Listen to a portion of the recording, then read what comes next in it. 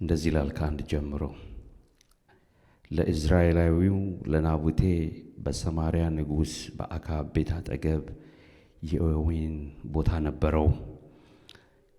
አካብም ናቡቴን በቤቴ አቅራቢያ ነውና አትክልት ቦታ አደርገው ዘንድ የወይን ቦታህን ስጠኝ፣ ስለ እርሱም ከእርሱ የተሻለ የወይን ቦታ እሰጥሃለሁ፣ ወይም ብትወድድ ግምቱን ገንዘብ እሰጥሃለሁ ብሎ ተናገረው። አሁን ይችን ቃል አብረን እንበል እስቲ።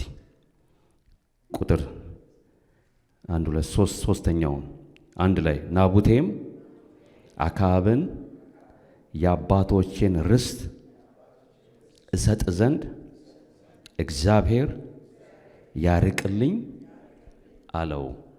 ምን አለው? የአባቶቼን ርስት እሰጥ ዘንድ እግዚአብሔር ይህንን ከኔ ያርቀው አለው። እዚህ ቦታ ያነበብኩላችሁ በመጽሐፍ ቅዱስ በብሉይ ኪዳን የሚገኘው መጽሐፈ ነገሥት ላይ ያለውን ምዕራፍ 21 ላይ ያለውን አንድ የገበሬ ታሪክ ነው የነገርኳችሁ። አንድ ገበሬ ተራ ገበሬ የሚመስል እርሻ ቦታ ያለው የራሱን እርሻ የሚያርስ የራሱን ነገር የሚያለማ ነገር ግን በቦታው ላይ በእርሻው ላይ የጸናን ሰው ነው የምናየው። ኢየሱስ ጌታ ነው። ንጉሥ ደግሞ አለ፣ አካብ የሚባል አገረ ገዢ አለ፣ ንጉሥ አለ፣ እስራኤልን የሚገዛ ሰማርያን የሚገዛ አንድ ንጉሥ አለ። ያ ንጉሥ ደግሞ ፈለገ ይህንን ቦታ። በንጉሥና በገበሬ መካከል ያለውን ታሪክ ነው የምናየው። እስቲ እናንብበው ሁላችንም። ምዕራፍ 21 ላይ መጽሐፈ ነገሥት ኢዝራኤላዊው እስራኤል አይደለም ኢዝራኤል የምትባል ነች። ኢዝራኤላዊው ማን? ናቡቴ በሶርያ ንጉሥ በአካብ ቤት አጠገብ። በምን ንጉሥ? በሶርያው ንጉሥ በአካብ አጠገብ የምን ቦታ ነበረው? የወይን ቦታ ነበረው። ወይንን የሚያሳድግበት ወይንን የሚያለማበት ልማት ያለው እርሻ ያለው የገበሬ ቦታ ነው። ነገር ግን ይሄ ቦታ በማን አጠገብ ነው? በንጉሱ በአካብ ቤተ መንግስቱ አጠገብ ነው ያለው ይሄ እርሻ፣ የወይን እርሻ። አካብም ይሄ ንጉሥ ነው፣ ትልቅ ሰው ነው፣ አገረ ገዢ ነው አይደለም። ሄደና በቤቴ አቅራቢያ ነውና አትክልት ቦታህን አደርገው ዘንድ የማንም ቦታን የፈለገው? የወይኑን የገበሬውን ቦታ የኔ የአትክልት ቦታ ለልማት እፈልገዋለሁና ምን በልልኝ? አንደኛ ሽጥልኝ። ሕግ ይመስላል፣ ትክክል ይመስላል። ንጉሥ ነው። ዝም ብሎ ንጉሥ ነኝ፣ ሰራዊት አለኝ፣ ወርቅ አለኝ፣ ብር አለኝ፣ ሀብት አለኝ፣ የምመራው ነገር አለኝና ተነስ ብሎ አላስነሳውም። ነገር ግን አንደኛ ምን አቀረበለት? ገንዘብ አቀረበለት አይደለም? ሽጥልኝ። ኦኬ፣ እምቢ ካልክ ደግሞ በምትኩ ምን ቦታ ልስጥህ? ሌላ ቦታ ልስጥህ። ሌላ ቦታ ሰጣሃለሁ በምትኩ። እንዲሁ በነፃ አይደለም፣ እንዲሁ እኔ ስልጣን ስላለኝ ንጉሥ ስለሆንኩ አይደለም አንጣ ያልኩ። ነገር ግን አንደኛ ገንዘብ አለ፣ በገንዘቡ ተመን ግምት ይወጣለትና በግምቱ መሰረት ገንዘብ ልስጥህ። እምቢ ካልክ ደግሞ ኦኬ ካልክ ሌላ እንደው ዕቃ በዕቃ ነው ወይ ደግሞ ንብረት በንብረት ነው ካልክ ሌላ ቦታ ደግሞ ምትክ ቦታ ልስጥህ። ስለዚህ ይሄ ቦታ ለኮሪደር ልማት ይፈለጋል ማለት ነው በአሁኑ ቋንቋ። ለዛ አይደለም የሚባል ለልማት ይፈለጋል፣ ለሆነ ነገር ይፈለጋል ይባልና ቦታ ይሄ አስተዳደራዊ ፍትህ ነው አይደለም? አስተዳደራዊ ነው። ወይ ገንዘብ ይሰጣል ወይ ምትክ ቦታ ይሰጥህና ትነሳለህ። ይሄን ያቀረበለት ባይዘወይ ከዚህ ነው እያንዳንዱ መንግስታት እየተቀዳ የመጣው ከመጽሐፍ ቅዱስ ነገር ነው እና የተጨመሩ ነገሮች ይኖራሉ። ግን ስለዚህ አካብ እንደዛ ነው ያለው። እንዲሁ በከንቱ አልጠየቀውም። እፈልገዋለሁ በጣም በየጠዋቱ በየማለዳው በየቀኑ ሲወጣ ሲገባ ወይ ደግሞ በቤተ መንግስቱ መስኮት በር ሲከፍት ወይ ሲያየው ያ ለምለም ያ ደስ የሚል የወይን ቦታ ነው። ደስ ይላል፣ ለምለም ነው። ስለዚህ ወደደው። ለምን አላካትተውም እና ፓላስ ለምን አላደርገውም? ቤተ መንግስት አንድ ላይ አርጌ ይህንን ሰው እያሰንቼ ትልቅ ሰፊ ፓላስ ውስጡ ብዙ ፓርኮች ያሉት እንዲሆን ወደደ። ነገር ግን አሁን የምናወራው ወሬ ማለት ወሬ ሳይሆን ቃል እንዲሁ ተራ ቃል ሳይሆን ታሪክ አይደለም። በወሬ የሚነገር ታሪክ ሳይሆን አንድ በእግዚአብሔር አጀንዳ ያለን ሰውና ንግስናውን ወይ ደግሞ ስልጣኑን ተማምኖ ተመክቶ የሚያደርጉትን ፊልማ ወይ ፊልም ወይ ደግሞ ፊልሚያ just fighting ይሄ መንፈሳዊ ፋይቲንግ ነው። ርስትን አለመስጠት ርስትን የተቀበለውን ከአባቶቹ ከቀድሞ ካሉት ወላጆቹ ትውልድ ከትውልድ የመጣውን አለመስጠት ከእግዚአብሔር የሰጠው ነው። ስለዚህ እንደዚህ ይላል የወይን ቦታህን እሰጥሃለሁ ወይም ብትወደድ ግምት ገንዘብ እሰጥሃለሁ ብሎ ተናገረው። ናቡቴም አክዓብን ናቡቴም ፕሬዚደንቱን ናቡቴም ፕራይም ሚኒስተሩን ናቡቴም ንጉሱን እንደማለት ሂዝ ኪንግ በጣም ደፋር አይደለም? ደፋር ይመስላል። የአባቶቼን ርስት እሰጥ ዘንድ እግዚአብሔር ይሄንን ከኔ ያርቀዋል። ቤት ምን አይነት ጀግና ሰው ነው! ገበሬ ነው፣ ተራ ገበሬ የሚመስል አርሶ አደር የሚመስል ነገር ግን ንጉሥ ሲጠይቀው ዞርበል የአባቶቼን ርስት። ይሄ እኮ መጠየቅ አያስፈልጉም እኮ ንጉሥ ነው። በአንድ ሰራዊት የሆነ ታጣቂ የሆነ ወታደሮች ልኮኮ ማስነሳት ይቻላል፣ ቀላል ነው። ግን ሲጠይቀው ኖ ይሄ የአባቶቼ ርስት ነው፣ ከአባቶቼ የተቀበልኩት ርስት ነው። እንደው ተራ ዝም ብሎ ወይን ማበቅልበት ማፈራበት አይደለም፣ ርስት ነው፣ የተሰጠኝ ርስት ነው። ርስት ደግሞ በእስራኤላውያኖች በዚህ ጊዜ ስታዩ አይሸጥም። ከትውልድ ወደ ትውልድ ከትውልድ ወደ ትውልድ ይሸጋገራል። እንደው ያ ሰው ድሃ ቢሆን ምንም የሌለው ያጣ እንኳን ቢሆን ምንድን ነው የሚያደርገው? ለጊዜው ነው የሚሸጠው። መጽሐፍ ቅዱስን በደንብ አንብቡት። እንደውም አንድ ቃል በዚያ አቅጣጫ ላይ ዘሌዋውያን ሂዱስ በኦሪት ጊዜ ዘሌዋውያን ምዕራፍ 25 ላይ እንሂድ። ኦሪትን እግዚአብሔር ለሙሴ በሲና ተራራ የሰጠውን እናያለን። ኦሪት ዘሌዋውያን ምዕራፍ 25 እግዚአብሔር ሙሴን በሲና ተራራ ላይ እንዲህ ብሎ ተናገረው።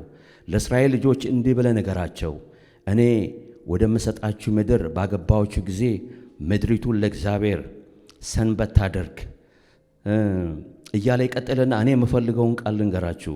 ሂዱና 23 አካባቢ ላይ ምድርም ለእኔ ናትና እናንተም ከኔ ጋር እንግዶች መጻተኞች ናችሁ፣ ምድርን ለዘላለም አትሽጡ ብሎ እዛው ምዕራፍ 25 ኦሪት ዘሌዋውያን ምዕራፍ 5 እግዚአብሔር በሲና ተራራ ለሙሴ እንደዚህ ብሎታል አይደለም? አትሽጡ 23 ቁጥር 23 ምድር ለኔ ናትና የማን የእግዚአብሔር ናትና ከኔ ጋር እንግዶችና መጻተኞች ናችሁና ምድርን ለዘላለም ምን አትበሉ ብሏል። ስለዚህ ከአባቶች ጀምሮ ከአብርሃም ጀምሮ ከነኢያሱ ጀምሮ ከተለያየ ወጣ ምድር እግዚአብሔር የተናገረው ቃል ነው።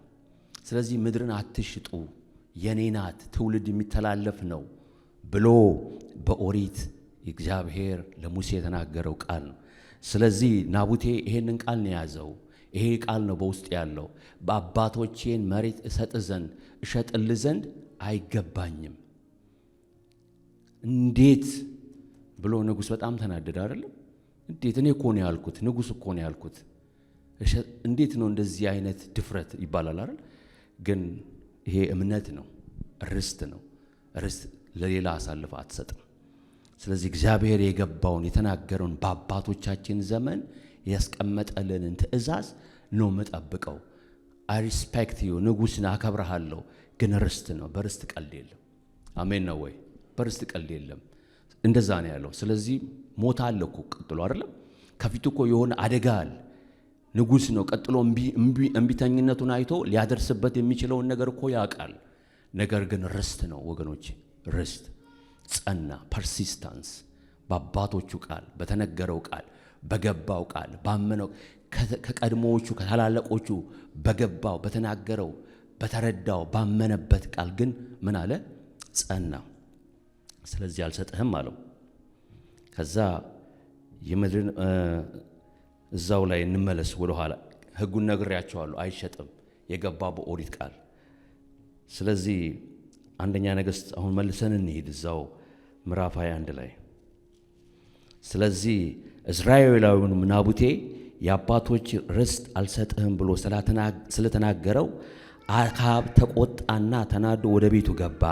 ባልጋውም ተጋድሞ ፊቱን ሸፈነ፣ እንጀራም አልበላም አለ። ንጉሥ እዚህ ጋር ሲናደድ አያችሁ? አልሰጥህም ስላለው፣ የአባቶችን ርስት አልሰጥህም ስላለው ንጉሡ ተናደደ፣ ተቆጣ፣ ተበሳጨ አለና ወደ ቤቱ ሄደ። ወደ ቤቱ ይሄ ንጉሥ ሄደና አክዓብ ምን አለ? እንጀራም አልበላም፣ ውሃም እህልም አልቀምስም። በንዴቱ አንዳንድ ሰው እንደዛ ነው አይደል? ሲናደድ ቀጥታ ወደ እንቅልፍ እና በእንቅልፍ ይጠፋልኛል የሚሉ ሰዎች አሉና ይሄ ንጉሥ እንደዛ ነው የሆነው። ተናደደ። አንድ ተራ ገበሬ የወይን ቦታውን ስለከለከለው እንደውም በነፃ ሳይሆን በሽያጭና ምትክ ቦታ ልስጥ ባልኩት እምቢ አለኝ ሲል ይሄ ንጉሥ ተበሳጭቶ ተናዶ ምግብም አልበላም፣ ምንም አልፈልግም፣ እንዳያችሁም አልፈልግም ብሎ እንደውም ፊቱን አዙሮ ነው የሚለው ተኛ ይላል። ከዛ ሚስት መጣች ኤልዛቤል አይደለም? እስቲ እናንብበው። አንተ ንጉሥ ነህ እንዴ? ቀለደችበት አይደለ? እንደው አጩለህ የሆነ ነገር ብለህ መንጠቅ ስትችል ጭራሽ አልበላም ብለህ ተናደህ እንቅልፍ ትተኛለህ መተህ እስክትሉ ድረስ። እስቲ እናንብበው።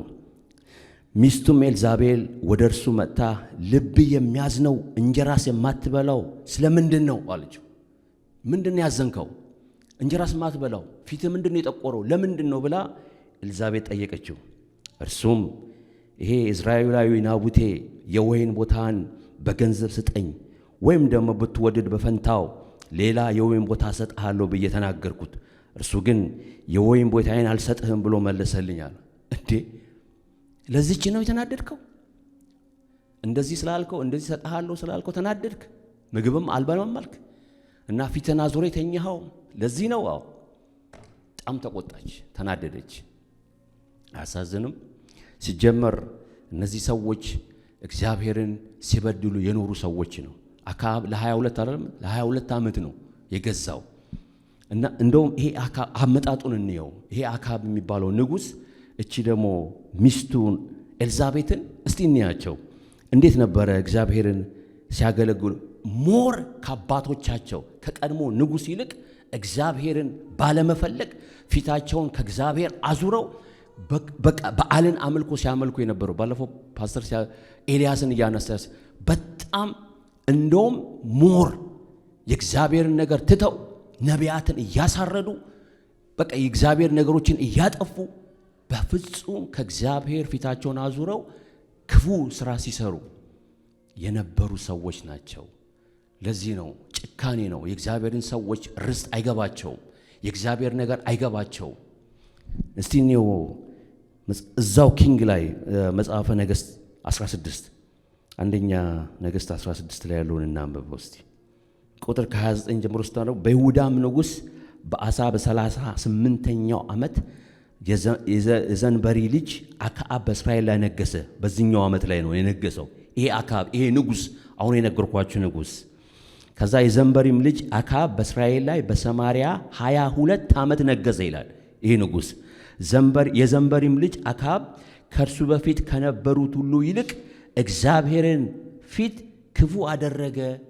ይውላችሁ ቀድሞ ከነበሩት ንጉሶች መሪዎች ይልቅ በእግዚአብሔር ፊት ክፉ ያደረገ ሰው ነው። በናባጥም ልጅ በኢዮርብዓም ኃጢአት መንገድ ታናሽ ነገር በዚያ በኢዮርብዓም ኃጢአት መንገድ ታናሽ ነገር መሰለው። ከዛ የሲዶናውያንም ንጉሥ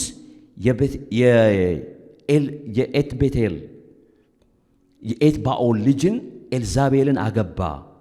ሄዶም ባኦልን አመለከ፣ ሰገደለት። አያችሁ፣ ኤልዛቤልን አገባ፣ ባኦል የሚባል ጣዖትን አመለከ። እንደውም ለጣዖት ማምለክ ብቻ አይደለም፣ ካገባት በኋላ እሷም ቤተሰቦቿም የሚያመልኩትን ጣዖት ወደ ምድሩ አመጣ እና ባኦልን ሲያመልክ ታያላችሁ። በሰማርያ በሰራው በባኦል ቤት ውስጥ ምን ሰራ? መሰዊያ አቆመ ይላል።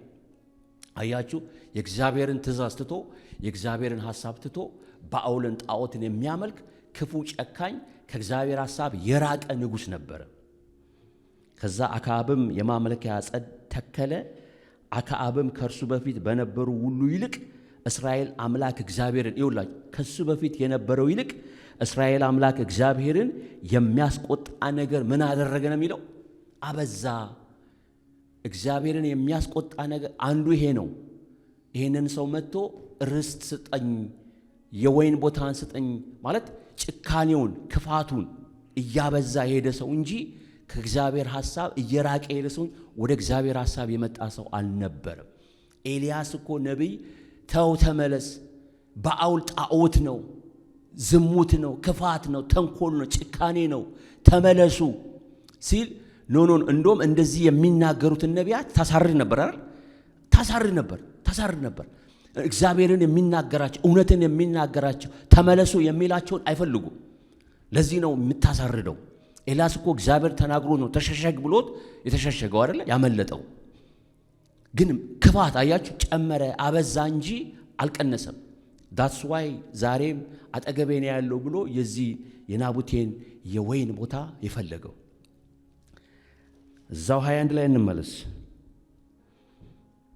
እግዚአብሔር የተባረከ ይሁን። አሜን ነው ወይ? ስለዚህ ፐርሲስታንስ ነው፣ ጽናትን ነው የምናየው። ርስትን አለመስጠት ነው እያየን ያለ ነው። 21 ላይ ከዛ ሚስቱም ኤልዛቤል አንተ አሁን የእስራኤል መንግስትን ትገዛለህ እያሾፈችበት ነው። እንደዚህ አልበላም አልጠጣም ፊትና ዞሮ የተኛው በእውነት ንጉሥ ነህ? በእውነት ፕራይም ሚኒስተር ነህ እንደሚባል በእውነት አንተ ፕሬዝዳንት ነህ? እንደው የሽማግሌዎች መሪ ነህ? አንተ ማናጀር ነህ? የሆነ ነገር ክፋት አልሰራም ተብሎ ማለት የሆነ ጭካኔ ነገር አላደረክም ተብሎ ማለት በግፍ አለአግባብ ህግን ተጠቅመህ ወይ ደግሞ ያለህን የብር ኃይል ያለህን መሳሪያ ያለህን ሰራዊት ተጠቅመህ እንዴት ይሄን አላደረክም? የሹፈት ቃል ነው። አንተ አሁን ንጉሥ ነህ፣ የእስራኤል ንጉሥ ነህ ብላ አለችው። ከዛ በጣም የሚገርማችሁ ቁጥር 8 ላይ በአክዓብ ስም ደብዳቤ ጻፈች። እሷ አንተ ማትችል ከሆነ አንተ ማትሰራ ከሆነ እንዳንተ ሆኜ ምን አደርጋለሁ እፈጽማለሁ ብላ ተነሳች። ስለዚህ አንተ ርቦኝ ማነው ፊትን ካልቻልክ እኔ እችላለሁ ችግር የለውም ብላ በሱ ስም ደብዳቤ አጽፋ ለሚመለከተው ሁሉ አንድ ፋብሪኬትድ የሆነ የተቀነባበረ ውሸት አዘጋጀች። እናንተ አንብቡት፣ እኔ ታሪኩን ልንገራችሁ።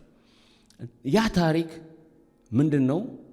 ይሄንን ሰው በቀላሉ ዝም ብሎ መንጠቅ አይቻልም። በእስራኤል ሕግ ምን ማድረግ አለበት? ሁለት ነገር ማድረግ አለበት። አንደኛ እግዚአብሔርን ተሳድቧል መባል አለበት። ሁለተኛ ንጉሥን ተሳድቧል መባል አለበት። ስለዚህ በዚህ የተነሳ በዚህ በተቀነባበረ ሰዋዊ የሆነ ነገር በሱ ስም በሱ ማህተም በንጉሱ ባለቤቱ ወይ ደግሞ ጄዛቤል ጻፈች። ከዛ ለአውራጃው ለሚመለከተው አካል ሁሉ ጽፋ በሉ ሁለት ሰው አዘጋጀዋለች።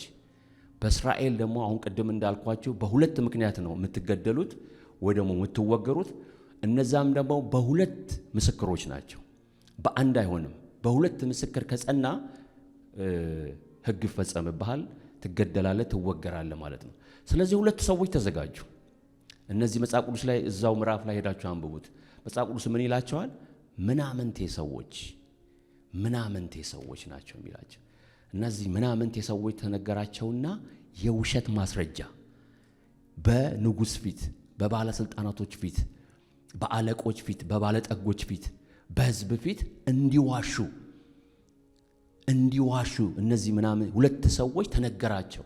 ዛሬም በዚህ ሀገር ዛሬም በሌላ ሀገር በተለይ በአፍሪካ በኤዥያ በሌላ አካባቢ ላይ አንድን ሰው ለማሰር አንድን ሰው ለመግደል አንድ ሰው ጥፋተኛ ለማድረግ ይደረጋል አይደል? ምንም ግልጽ ነገር ነው። የክፉ የሆነ ወይ ደግሞ ሐሰተኛ ምስክር ይዘጋጃል። ሐሰት እንዲመሰክሩ አዎ ሲገጨው አይቻለው፣ አዎ ሲመታው አይቻለው። በብር በገንዘብ በጥቅም በቤት በሆነ ነገር ይደለሉና ሐሰተኛ ምስክር ወይ ደግሞ ምናምንቴ ሰዎች ይዘጋጃሉ። ይህን ሁሉ ኤልዛቤል ነች ያልዘጋጀችው ያንን የወይን ቦታ ለመንጠቅ። ስለዚህ ምን መደረግ አለበት? ሕዝብ ለመሰብሰብ አዋጅ፣ ጾም ጸሎት ተባለ። ጾም ጸሎት ይደረግ ተባለ። ትልቅ ሰው ተሰበሰቡ፣ ባለጠጎች፣ ሹማምንቶች፣ ባለስልጣናት። ስለዚህ በሕዝብ ፊት ቀረበ ማለት ነው። ማን የቀረበው? ናቡቴ። ስለዚህ እነዛ ምናምንት የሁለት ሰዎች ምንድነው አሉ? አዎ አይተናል፣ እግዚአብሔርንና ንጉሱን ምን ብሏል?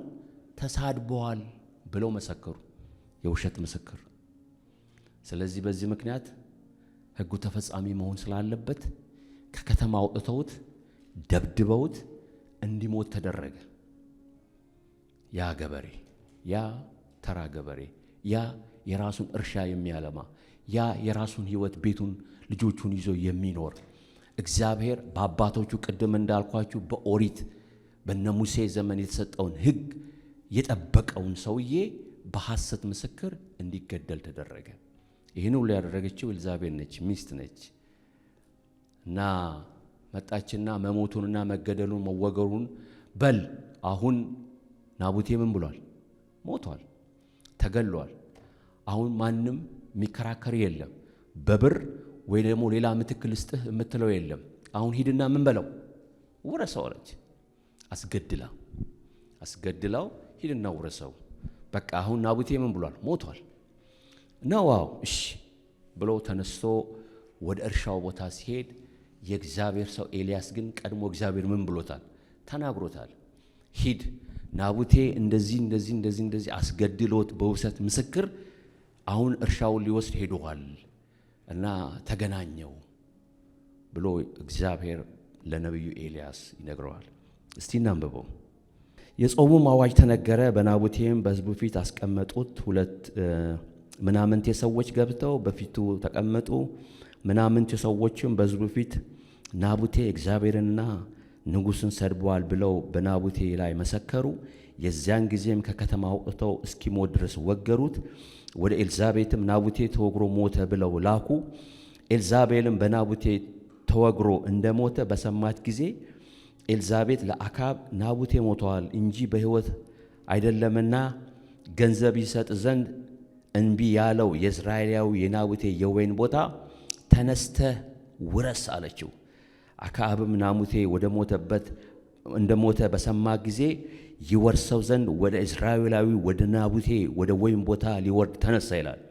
እዚህ ጋር የእግዚአብሔር ቃል ወደ ቴስቢያዊው ወደ ኤልያስ እንዲህ ሲል መጣ። ተነስ፣ በሰማርያ የሚኖረውን የእስራኤል ንጉሥ አክዓብ ትገናኝ ዘንድ ውረድ፣ እነሆ ይወርሰው ዘንድ በወረደበት በናቡቴ የወይን ቦታ አለ አለው እግዚአብሔር ለኤልያስ። ከዛ አንተም አለው እግዚአብሔር እንዲህ ይላል ገለህ፣ አሁን ኤልያስ አገኘው፣ ገለህ የወረሰው ብለህ ንገረው። ደግሞ የእግዚአብሔር እንዲህ ይላል ውሾች ናቡቴን ደም በላሱበት ስፍራ ያንተም ደም ደግሞ ውሾች ይልሱታል በለው ብሎ እግዚአብሔር ለኤልያስ ነገረው። ከዛ አክዓብ ኤልያስን ጠላቴ ሆይ አገኘኸኝ አለው። አሁን ተገናኙ እርሻ ውስጥ። ከዛ ኤልያስ ነገረው ስለው ይጋትሚ አሁን አገኘኸኝ አለው። እግዚአብሔር እንደነገረው ኤልያስ ለዚህ ለንጉሥ ለአክዓብ በቃ ናቡቴ የለም ብሎ ሊወርስ ሲሄድ አገኘው፣ ነገረው። ስለዚህ አገኘኸኝ አለው። ከዛ ምን አለው? ጠላቴ ሆይ አገኘኸኝ አለው። እርሱም እንዲህ ብሎ መለሰለት አግኝቼሃለሁ አለው። ኤልያስ በእግዚአብሔር ክፉ ለማድረግ ራስን ሸጠሃል አለው። እነሆ ክፉ ነገር አመጣብሃለሁ። ትንቢቱን እየነገረው ነው፣ መልእክቱን እየነገረው ነው ኤልያስ። እነሆ ክፉ ነገር አመጣብሃለሁ፣ ፈጽሞ ምን አደርግሃለሁ? ጠርግሃለሁ። አቤት ደስ ሲል የእግዚአብሔር ቃል። አያችሁ፣ ርስቱን በውሸት በክፋት በተንኮል በተቀነባበረ ሴራ የተነጠቀውን ሰው እግዚአብሔር አየ። እግዚአብሔር ማያይ እንዳይመስላችሁ፣ እግዚአብሔር ያያል። ስለዚህ ለኤልያስ ነግሮት ጠርግሃለሁ ነው ያለው። ጠርግሃለሁ፣ እንደውም አንተ እንዳደረከው ምኖች ደምህን ውሻ ምን ይለዋል? ይልሰዋል። አያችሁ እግዚአብሔር ሲናገር። ለዚህ ነው መጽሐፍ ቅዱስ ምሳሌ 15:3 ላይ እግዚአብሔር ዓይኖች በስፍራ ሁሉ ናቸው፣ ክፉዎችንና ደጎችን ይመለከታሉ የሚለው አይደለም? ምሳሌ 15:3 ላይ የእግዚአብሔር ዓይኖች በስፍራዎች ሁሉ ላይ ናቸው። አያይም፣ አይሰማም፣ አይደርስልኝም የምንለው ነገር አይደለም። እግዚአብሔር በሁሉ ቦታ አለ። ይሄንን በግፍ ንግስናውን ተጠቅሞ አገረ ገዥነቱን ተጠቅሞ በተቀነባበረ ሴራ ቢደረግም እግዚአብሔር ግን ለኤልያስ ነገረው። ኖ ሂድና አገኘው፣ እንደውም አመጣብሃለሁ፣ ጠርግሃለሁ በለው። አክዓብም በእስራኤል ዘንድ የታሰረውንና የተለቀቀው ወንድ ሁሉ አጠፋለሁ፣ በስራም አስቆጥተኸኛል፣ እስራኤልንም አስተሃል፣ ቤቴን እንደ ናባጥ ልጅ እንደ ኢዮርብዓም ቤት እንደ አኪምም ልጅ እንደ ባኦስ ቤት አደርጋለሁ። ደግሞ እግዚአብሔር ስለ ኤልዛቤል በእዝራኤል ቅጥር አጠገብ ኤልዛቤል ውሾች ይበሏታል፣ ለሚስቱም አመጣላት፣ ውሾች ይበሏታል ብሎ ተናገረ። አክዓብ ወገን በከተማይቱ ውስጥ የሞተውን ውሾች ይበሉታል፣ በሜዳውም የሞተውን የሰማይ ወፎች ይበሉታል። በእግዚአብሔር ፊት ክፉ ለመስራት አቦች እቺ ቃል በጣም ደስ ትለኛለች። በእግዚአብሔር ፊት ክፉ ለመስራት ራሱን እንደሸጠ ሚስቱም ኤልዛቤል እንደነዳቸው እንደ አክዓብ ያለ። እስቲ አጠገባቸው ያለው ወንድምና እህትን በክፉ አትንዳኝ በሉት። እስቲ ወንድምና እህቶች በክፉ አትንዳኝ በሉት። በክፉ አትንዳኝ፣ በመልካም ነገር እንዳኝ፣ መልካም ነገር አስተምረኝ፣ መልካም ነገር ምከረኝ፣ መልካም ነገር አሳየኝ። ሰማ ምናምን ብሎ የሆነ ነገር ስቶፕ። ምንድነው የምትነግረኝ? ወዴት ነው የምትነዳኝ? ምንድነው የምታስታጥቀኝ? ምንድነው እያሳይ? ሽንፈት ነው? የድክመት ወሬ ነው? ክፉ ወሬ ነው? ስለዚህ በክፉ አትነዱ፣ በክፉ አንንዳ ሰውን፣ በሰው ምክር አንንዳ። በጣም ነው የሚገርመኝ። መጽሐፍ ቅዱስ በእግዚአብሔር ፊት ክፉ ስራ ለመስራት ራሱን እንደሸጠ፣ አንደኛ ራሱን ሸጧል፣ ክፉ ስራ ለመስራት ራሱን ሸጧል። ሁለተኛ ሚስቱም ኤልዛቤል እንደነዳቸው እንደ አክዓብ ያለ ሰው የለም ይላል። አያችሁ፣ ባልም ሚስትም ጓደኛም መሪዎችም ሰውን በመልካም እንንዳ። መልካም የሆነ እንደ እግዚአብሔር ቃል አይደለም ፓስተር፣ እንደ እግዚአብሔር ቃል መልካም የሆነ ምክር ሰውን ከመከርን ከነዳ ነው ካጽናና ነው ካቆም ነው በመልካም በተሸነፈ በወደቀ ዓለም ውስጥ መልካም ነገር እናውራ፣ ኢየሱስን እናውራ፣ መልካም ዜና እናውራ፣ ክርስቶስን እናውራ፣ ጸጋን እናውራ። ለዚህ ነው መጽሐፍ ቅዱስ ጸጋን የሚሰጥ ቃል አይደለም የምናወራው ነገር፣ ጸጋን የሚሰጥ ሰውየውን የሚያነቃቃ ሰውየውን የሚያበረታታ ወደ እግዚአብሔር መንግስት የሚያደርስ ኢየሱስን የሚያሳይ መልካም ስራ ለመስራት መጽሐፍ ቅዱስ መልካሙን ስራ ለመስራት የተፈጠርነው መልካም። ስለዚህ በክፉ አንንዳ ሰውን። አሜን ነው ወይ? አሜን። ጥሩ ነው። እየሄድኩ ነው። እግዚአብሔር የተባረከ ይሁን። ስለዚህ ይሄ መጽሐፍ ቅዱስ እንደው ተራ ገብሬ የሚመስል ነገር ግን እግዚአብሔር ርስት በኦሪት ዘመን የተሰጠውን አልሰጥም እምቢ ያለን ሰው ገደሉት። እግዚአብሔር ግን እየሄዳችሁ ካነበባችሁ እግዚአብሔር መልሶ በኤልያስ ተናገረ።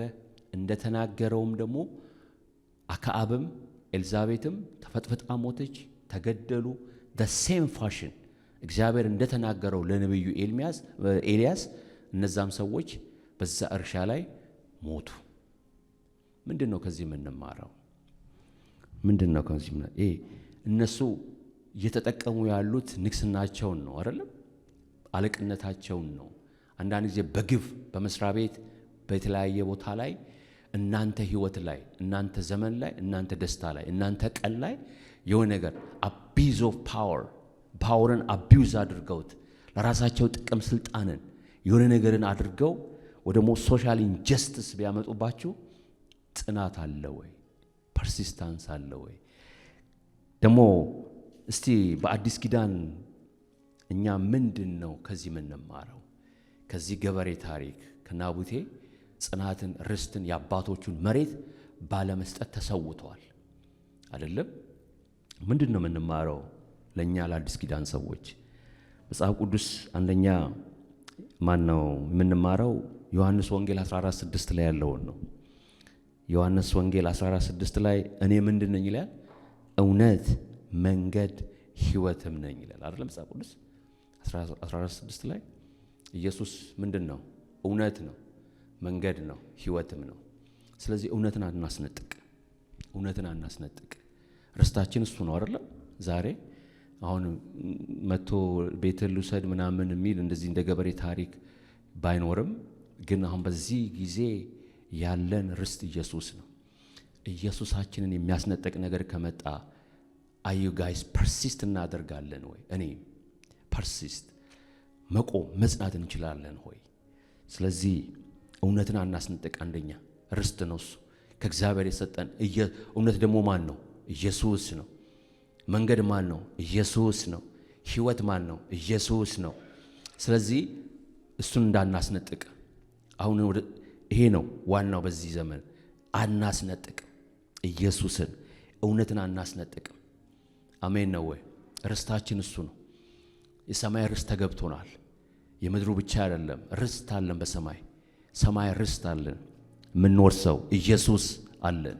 የገባን የተረዳነው ቤታችን ኢየሱስ አለ አይደለም? ሰላማችን። ሌላ ቦታ ላይ ደግሞ በኤፌሶን 2:14 ላይ እርሱ ምናችን ነው ይላል? ሰላማችን ነው። ሰላማችሁን አታስነጥቁ። አሜን ነው ወይ? አሜን አሜን። ሰላማችሁን አታስነጥቁ። በመጣው በሄደው ነገር፣ በተገኘው ባልተጨበጠው ባልተገኘው ነገር ርስት ነው እሱ። ሰላም ርስት ነው። ለምን? እርሱ ኢየሱስ። አሁንም ኢየሱስ ነው። ሕይወት ኢየሱስ፣ እውነት ኢየሱስ፣ ሕይወት ኢየሱስ። በአጠቃላይ በድምሩ ኢየሱስን አታስነጥቁ። ርስታችን እሱ ነው። ርስት ማን ነው? ኢየሱስ። ስለዚህ ብዙ ወጀብ በሕይወታችን፣ በኑሯችን፣ በልጆች፣ በትዳር፣ እንደ ሀገር፣ እንደ ቤተ ክርስቲያን በብዙ ነገር ሲመጣ ርስት ኢየሱስ ነው። በገንዘብ አትሽጡ። በምን ምትክ እንስጣችሁ ብሎ አትሽጡ። ፐርሲስት ማድረግ፣ ስትሮንግ መሆን በዛ ነገር ላይ፣ በአለቱ ላይ መጽናት፣ በኢየሱስ ላይ መጽናት። አሜን አሜን። ይብዛልን ይሄ። እስቲ መጨረሻውን ቃል አንብብላችሁ። አንደኛ ጴጥሮስ ምዕራፍ 1 ቁጥር 2 ላይ ያለውን ኢየሱስ ክርስቶስ ከሙታን በመነሳቱ ለሕያው ተስፋና ለማይጠፋ እድፈትም ለሌለበት ለማያርፍ ርስት አይደለም። ከዛ እንደ ምሕረቱ ብዛት ሁለተኛ የወለደን የጌታችን የኢየሱስ ክርስቶስ አምላክና አባት ይባረክ። አሜን። ይህም ርስት የትኛው? በመጨረሻው ዘመን ይገለጥ ዘንድ ለተዘጋጀ መዳን በእምነት በእግዚአብሔር ኃይል ለተጠብቃችሁ ለማን ነው? ለእኛ ቀርቶልናል። ኢየሱስ ጌታ ነው። አሜን ነው ወይ? በቃ ይሄ ነው ኢየሱስ ክርስቶስ። አንደኛ ከሙታን ለሕያው ለሚጠፋ አይደለም፣ ለሕያው ተስፋ እድፈትም ንጹሕ ነው። እድፈት እንከን የለበትም። የምታወጡለት ነገር የለበትም። ይሄ ኢየሱስ ምንም እንከን የለበትም። እድፈት የሌለበት ለማያልፍ ደግሞ አያልፍም፣ ዘላለም ነው ኢየሱስ። ለማያልፍ ርስት፣ ይሄ ነው ርስታችን። ስለዚህ እንደ ምሕረቱ ብዛት አያችሁ፣ በምሕረቱ በጣም እንገባለን፣ በምሕረቱ እንወጣለን፣ በምሕረቱ እናድራለን፣ በምሕረቱ እንበላለን፣ በምሕረቱ እንጠጣለን። ይኸው በምሕረቱ ደግሞ ዛሬ ቤተ ክርስቲያን መተን እናመልካለን። ስለዚህ እንደ ባለጠጋ ነው በምሕረት እግዚአብሔር። አሜን ነው ወይ? ስለዚህ እንደ ምሕረቱ ባለጠግነት መጠን ነው የሚለው። ብዙ ባለጠጋ ነው፣ ይመራል። ሁለተኛ የወለደን የጌታችን የኢየሱስ ክርስቶስ አምላክና አባት ይባረክ። ይህም ርስት ዝም ብሎ ተራ አይደለም። በመጨረሻ ምን ይላል? ዘመን ይገለጥ ዘንድ ለተዘጋጀ ነው መዳን በእምነት የእግዚአብሔር ምን ኃይላችን ነው